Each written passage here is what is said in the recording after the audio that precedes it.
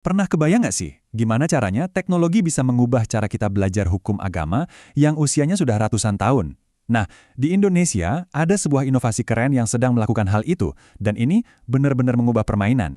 Ini nih, pertanyaan yang kayaknya dihadapi semua guru di dunia. Tapi hari ini, kita bakal lihat gimana tantangan ini dijawab, khususnya dalam konteks pelajaran yang terkenal rumit banget, hukum waris dalam Islam.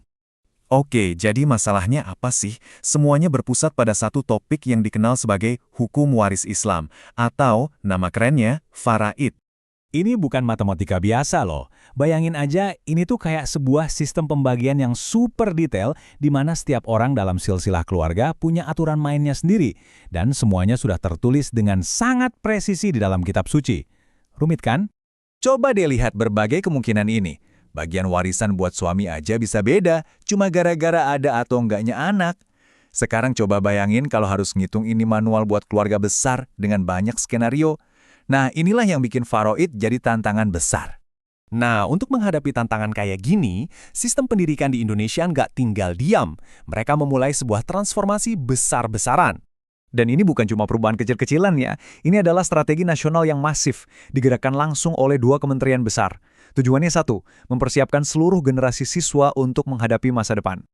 Jadi intinya apa? Tujuannya itu loh, gede banget, yaitu untuk membentuk generasi baru siswa yang nggak cuma pinter secara akademis, tapi juga punya karakter yang kuat, perpaduan antara nilai-nilai luhur bangsa dan kemampuan yang relevan dengan zaman sekarang. Keenam pilar inilah yang jadi cetak birunya. Sebuah pondasi yang kokoh untuk membangun individu yang utuh, yang siap menghadapi dunia. Oke, sekarang mari kita lihat gimana visi besar tadi bisa diubah jadi solusi yang benar-benar praktis di lapangan.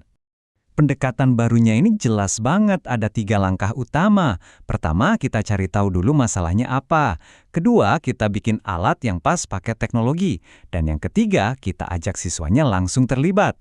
Gini nih caranya mengubah teori jadi aksi nyata di kelas. Dan dari proses inilah lahir sebuah solusi yang menurut saya brilian banget. Sebuah aplikasi bernama Mawaris Klik. Jadi, Mawaris Klik ini intinya adalah alat bantu belajar interaktif yang mengubah kerumitan faraid jadi alur kerja digital yang super gampang, super cepat, dan pastinya akurat. Cara kerjanya gimana? Gampang banget. Siswa cukup scan QR Code yang ada di kelas mereka. Dunia fisik dan digital langsung nyambung. Simpel kan? Setelah itu nggak perlu lagi pusing sama rumus dan pecahan yang bikin kepala ngebul. Siswa tinggal masukin aja skenario keluarganya dan aplikasinya yang akan bekerja. Dan boom, hasilnya langsung keluar saat itu juga. Tapi yang lebih penting, aplikasi ini nggak cuma kasih jawaban, dia juga nunjukin dasar hukumnya langsung dari kitab suci. Jadi teknologi nyambung langsung ke sumber ajarannya. Coba deh kita bandingkan, yang tadinya butuh waktu lama, penuh resiko salah hitung, dan harus hafalan berat, sekarang jadi tinggal sekali klik, instan, akurat, dan sangat visual. Perbedaannya luar biasa kan? Tentu, aplikasi ini bikin ngitung jadi gampang. Tapi dampaknya itu jauh lebih besar dari sekedar soal matematika loh. Ini tentang membangun keterampilan-keterampilan penting buat masa depan.